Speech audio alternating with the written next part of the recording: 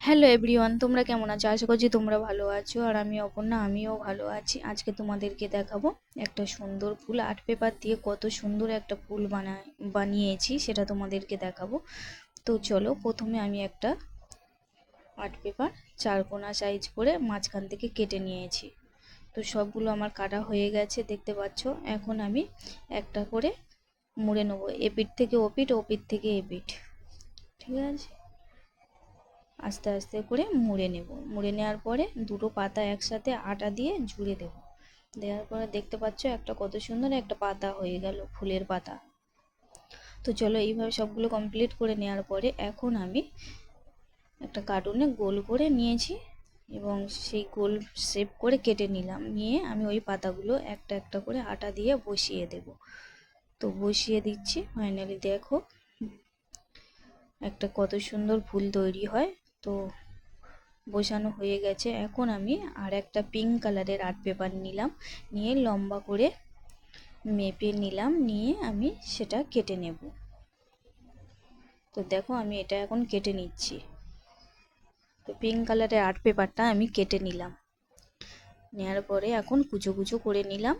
নেওয়ার পরে আমি মুড়ে মুড়ে একটা ফুল তৈরি করে নেব। তো আর একটার সঙ্গে আর একটা আটা দিয়ে জুড়ে নেব। তো ফাইনালি আমি দুটো জুড়ে নিয়ে একটা ফুল তৈরি হয়ে গেছে। তো তোমাদেরকে দেখাচ্ছি। ফুলের মাথাটা একটু ছেদরে দিলাম তো যাতে সুন্দর দেখায়। তো হয়ে গেছে। এবং আর একটা হোয়াইট কালারে আর্ট পেপার নিলাম, যেটা চারকোনা সাইজ করে আমি কেটে নিলাম।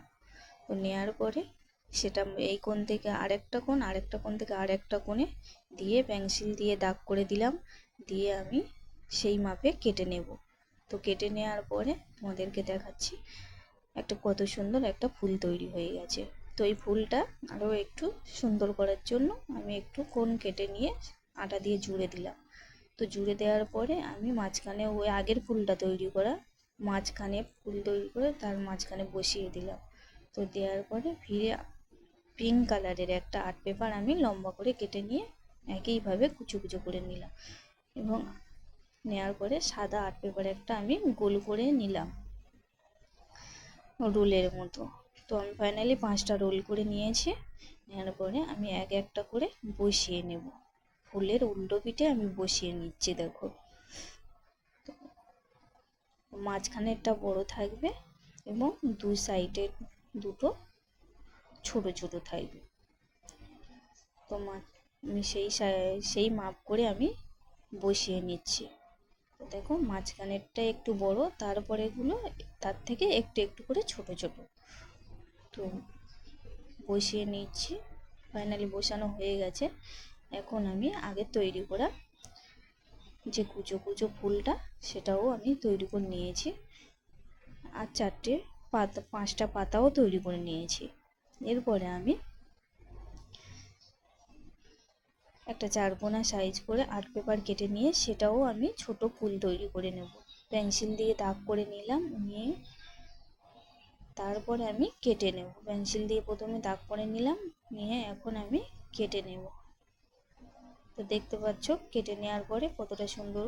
এইভাবে 5টা ফুল আমি তৈরি করে নিয়েছি। নেওয়ার পরে আগের মতো একটু কোণ কেটে আমি আরেকটা পাতা দিয়ে জুড়ে দেব।